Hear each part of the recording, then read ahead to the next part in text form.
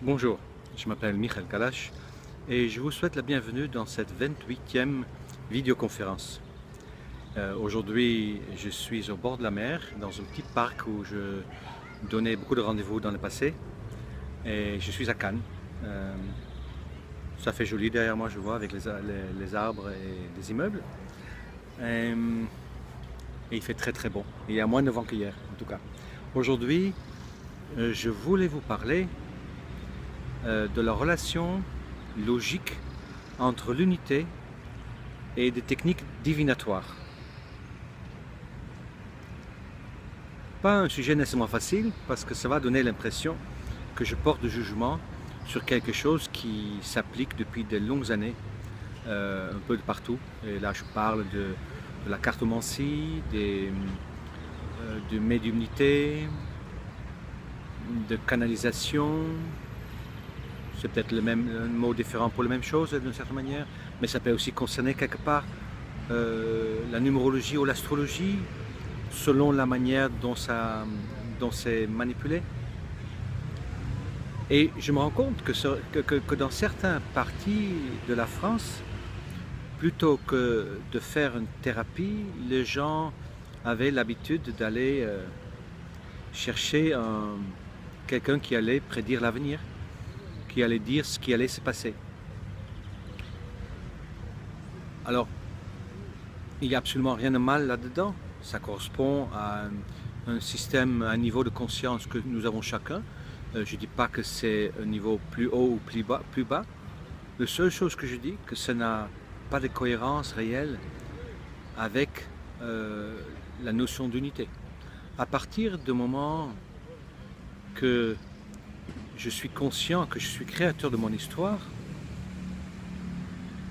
pourquoi j'irais chercher à savoir ce qui va venir dans l'avenir puisque j'en suis le créateur?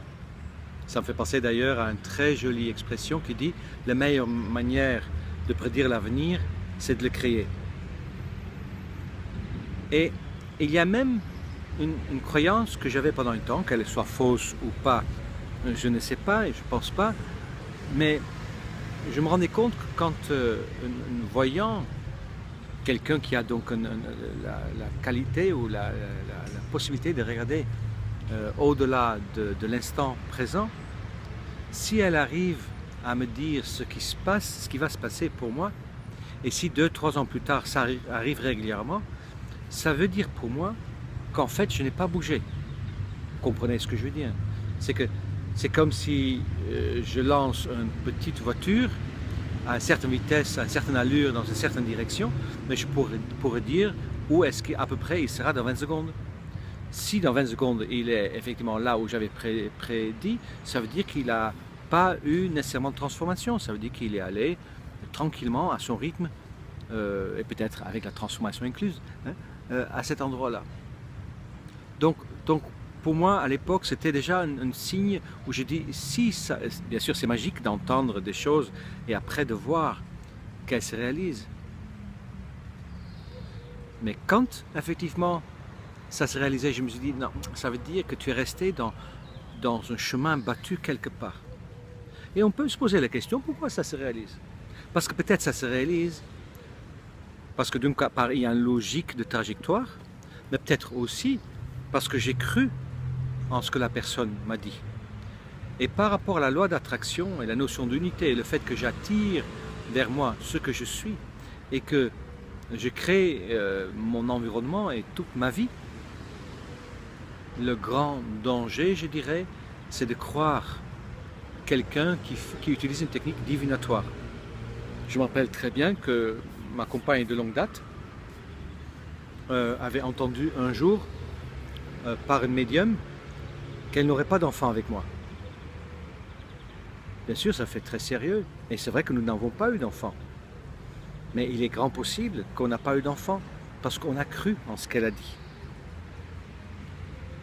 Et c'est pour ça que, personnellement, aujourd'hui, tout ce qui concerne les médiums, les voyants, et même l'astrologie et numérologie, j'évite, sauf si la personne qui utilise la technique arrive à y lire un potentiel, style, au lieu de dire par exemple, oh là c'est pas la peine d'essayer ça parce que les énergies sont pas bonnes ou les astres sont pas bons ou le nombre sont pas bons, qu'elle pourrait dire, mais toi là ce qui est intéressant dans cette période pour toi, c'est peut-être développer telle qualité ou quelque chose de cet ordre-là. Vous avez bien vu dans une autre vidéo, je tire des cartes avec un jeu prévu pour être divinatoire. Mais ce qui est rigolo, c'est que les cartes, quand je les tire, c'est jamais divinatoire. Il n'y a rien qui... Bien sûr, c'est divin, mais il n'y a rien qui se devine, il n'y a rien qui va prédire l'avenir. La seule chose que je cherche à savoir correspond avec ma croyance fondamentale que nous sommes ici pour expérimenter qui nous sommes vraiment. C'est-à-dire que je suis ici pour, à travers de mes choix, un choix qui me permet de choisir entre mon ego et mon être, à travers de mes choix, de faire de plus en plus l'expérience de ce que je suis vraiment. Et de cette manière-là, attirer de l'intérieur la vie qui correspond à cet état d'être. Et la seule chose qui m'intéresse dans mon cheminement spirituel, c'est de savoir où est-ce que je fais obstacle à ma vie. Et les cartes, elles me montrent ça.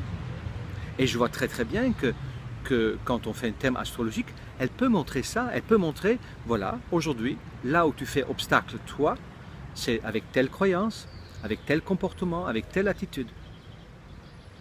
Et honnêtement, c'est ça qui m'intéresse. Et certes, j'aimerais bien trouver quelqu'un qui me sauve, qui me rassure. Tout à l'heure, je fais un échange avec un ami que j'ai accompagné il y a très longtemps et aujourd'hui, on fait du troc. Et c'était une séance sur les vibrations du son.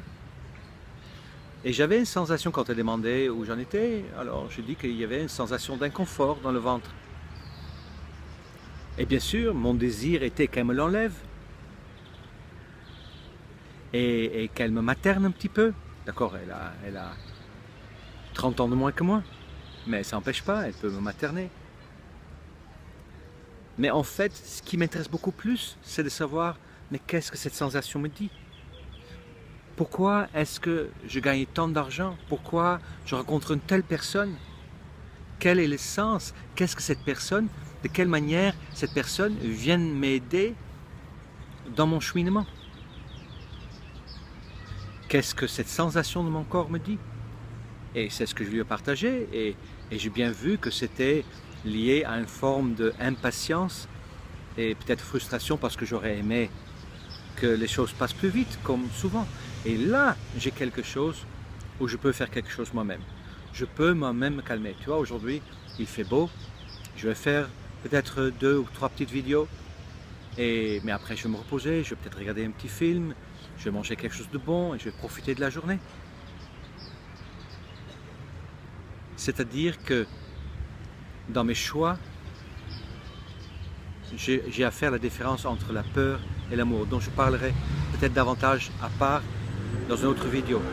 Alors donc pourquoi est-ce que je chercherais à tricher? Et pour moi, quelque part, je risquerais effectivement de me faire lapider, parce que quelque part, c'est comme si j'ai dit, mais aucune technique est bonne, même d'aller voir un médecin. Oui, si j'ai un couteau dans le dos, il faut me l'enlève. Si j'ai une jambe cassée, oui, il faut qu'il me le repare. Et après, je vais regarder, mais qu'est-ce que ce couteau faisait là et pourquoi ma jambe s'est cassée. Mais la plupart du temps,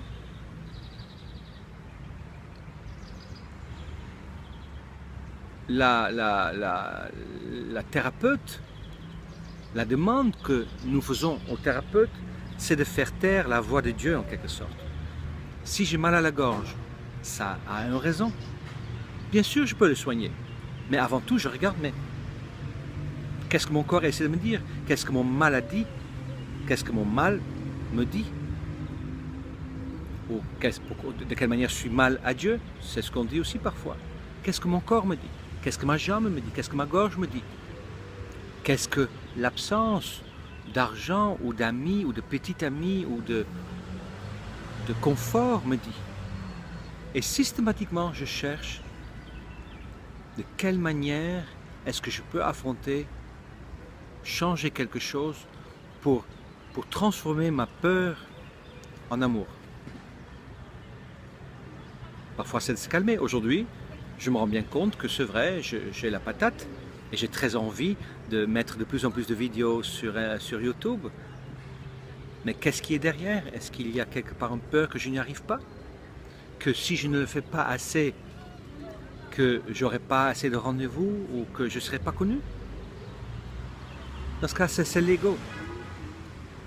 J'aime beaucoup l'histoire du boucher zen. Ça parle de l'ego. Peut-être je l'ai déjà raconté, je ne sais pas. Mais le boucher zen, il n'utilisait qu'un couteau toute sa vie et il l'affûtait jamais. Et tout ce qu'il faisait en fait, c'est qu'il posait le couteau sur la viande et il faisait le mouvement de va-et-vient. Mais il n'appuyait pas. C'est le poids du couteau qui faisait le travail. Et dans la vie, pour moi, c'est pareil. Si je dois toujours faire quelque chose, mais se reposer aussi, c'est faire quelque chose. Mais si je mets trop d'intention, j'appuie sur le couteau. C'est trop d'ego. Et ça veut dire que ce qui va se passer, c'est peut-être par ma volonté personnelle et ça n'a peut-être pas de sens. Et si je ne bouge pas le couteau, ça veut dire que c'est l'ego qui refuse de faire ce qu'il a à faire. Le truc, c'est de trouver la vitesse, l'action le plus pur, le plus proche de l'être. Donc, je reviens sur le questionnement. Alors, pourquoi aller voir quelqu'un qui va me prédire l'avenir que j'ai en main moi-même? Personne ne me prédit l'avenir. Et quand quelqu'un veut me prédire l'avenir, j'efface. Je veux bien entendre ce qu'on a à dire sur moi de bon, ou ce que je peux encore améliorer en moi en tant qu'être, pour devenir une meilleure version de moi. Mais je ne veux pas qu'on me prédise l'avenir. Je ne veux pas qu'on me limite mon avenir. J'ai envie d'aller jusqu'aux étoiles. Et je pense vous aussi. Je n'ai pas envie qu'on me dise, mais toi, il faut que tu acceptes que tu n'es qu'un petit maillon dans la chaîne. Bien sûr, quelque part, nous le sommes, hein, d'une certaine manière. Mais je suis persuadé que chacun d'entre nous porte quelque chose de très spécial. Nous sommes tous ensemble, Dieu en mouvement, Dieu en train de dieuser. Et chacun d'entre nous a une facette bien spécifique. Et si je me trouve à une place, en train de faire quelque chose que quelqu'un d'autre peut faire à ma place, ça veut dire que je n'ai pas trouvé ma particularité. Alors donc, tous ces styles de thérapie n'ont pas de sens pour moi. Et il y a autre chose qui vient avec. De par mon vécu, je prétends discerner de niveaux de divination. C'est-à-dire qu'il y a des gens qui ont vraiment le cœur ouvert.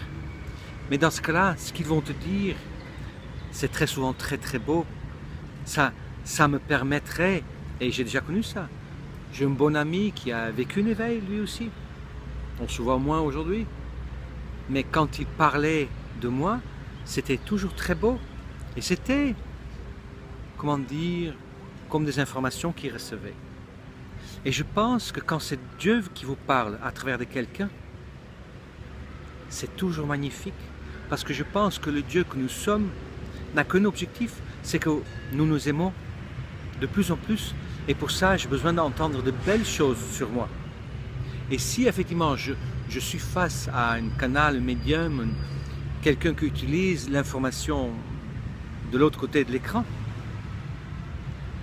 si c'est un langage divin, dans ce cas peut-être ça viendrait de la source elle-même. Mais très souvent, ce que les gens ont à dire, que ce soit de manière libre ou avec un support,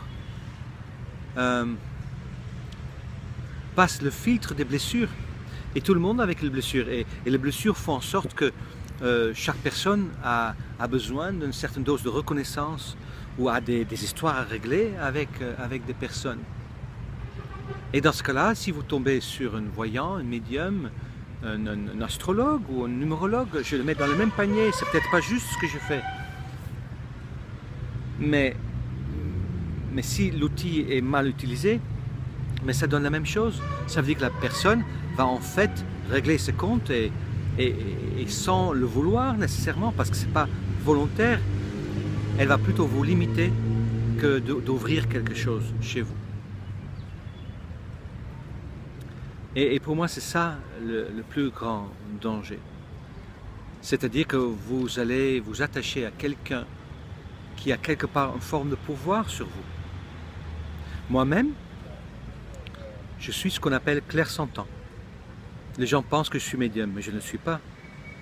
C'est un ensemble de logiques, un peu comme, comment il s'appelle, celui qui est à la télé, il voit très rapidement ce qui se passe chez les gens. Son nom m'échappe. Patrick Jane, c'est son nom dans le feuilleton. Mais je suis seulement très rapide. Je vois le côté miroir, j'arrive à déduire, j'arrive à décoder et je sais faire confiance à la partie de moi qui rencontre l'autre avec une certaine empathie. Mais je sais très bien aussi que quand je ne suis pas dans cette empathie, dans ce cas-là, effectivement, ce que je sens peut être coloré. Et ce que je dis n'est pas nécessairement gentil. Quand je suis dans mon axe avec les gens que j'accompagne, ils doivent se sentir mieux quand ils me quittent. Un peu comme elle dit Mère Thérèse, ne laissez jamais partir quelqu'un sans se sentir plus heureux. Et je me rappelle très bien aussi une autre histoire liée à cette notion de pouvoir. C'est que si vous avez affaire à quelqu'un qui cherche à avoir un pouvoir sur vous, mais c'est peut-être vous aussi que vous cherchez à avoir un pouvoir sur quelqu'un d'autre, le miroir fonctionne comme ça aussi. Et pour moi, de prédire ce qui va se passer est une forme de pouvoir. Même moi, quand je cherche à aider quelqu'un et j'entre dans le conseil, ce que je fais très souvent, il y a une forme de pouvoir, je le reconnais. Parce que quelque part, j'ai encore besoin que les gens aient besoin de moi. Je ne suis pas sorti de toutes mes blessures. Ça diminue, ça devient de moins en moins. Mais les blessures, c'est ça aussi. J'ai entendu une fois un thérapeute dire à la télé qu'elle avait besoin de ses patients. Donc c'est logique aussi que quelque part, une partie de nous a envie de l'entretenir. Et le voyant a besoin aussi de gagner de l'argent. Ok, il y a des gens qui travaillent au nom de Dieu et qui ne demandent pas d'argent. Ils ont peut-être un autre bénéfice secondaire. Et il y a beaucoup de gens qui travaillent, parce que je ne veux pas tout le monde mettre dans le même lot, il y a beaucoup de gens qui travaillent vraiment sincèrement à partir de leur cœur. Mais le discernement que je donnerai, que je vous proposerai d'avoir, c'est seulement de regarder, mais comment cette personne vous parle? Est-ce qu'elle vous dit quoi faire? Est-ce que ce qu'elle dit vous permet de vous sentir mieux? C'est-à-dire, si vous quittez la personne et vous êtes seulement soulagé, ça ne veut pas dire que c'est bon signe.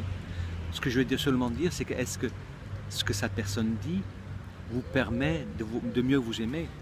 Ou est-ce que la personne cherche vraiment à comment dire, avoir une influence sur vos sentiments en vous tranquillisant sur le futur? Pour moi, ce n'est pas ça le chemin que nous avons à faire. Ça, c'est la peur qui part. Donc discernez. Moi je vous invite à faire le vrai travail sur vous. Et vous pouvez très très bien utiliser des techniques comme les cartes, comme peut-être la pendule, comme la kinésiologie. Juste des techniques pour discerner, est-ce que je suis sur la bonne voie? Et d'aller voir peut-être un voyant, mais juste pour voir, est-ce que je suis sur la bonne voie? Et qu'est-ce que j'ai besoin de transformer en moi parce que je ne vois pas clair en moi? Et ça, c'est peut-être clairvoyant. Quelqu'un qui voit clair pour vous, mais pas dans le futur. Je vous invite vraiment, vivement, de rester maître de votre destinée. Comme il a dit Nelson Mandela d'une certaine manière, je suis capitaine de mon âme et maître de ma destinée, il me semble qu'il a dit. C'est peut-être pas tout à fait ça. Je vous souhaite une très belle journée. J'ai sûrement oublié de dire des choses. J'ai sûrement bafouillé ou été par-ci, par-là dans l'erreur. Mais ce n'est pas bien grave. L'importance, c'est que vous comprenez le message que j'essaie de passer. Restez maître de votre destinée. Créez votre avenir au lieu de croire les limitations que quelqu'un d'autre va vous apporter. À très bientôt. Au revoir.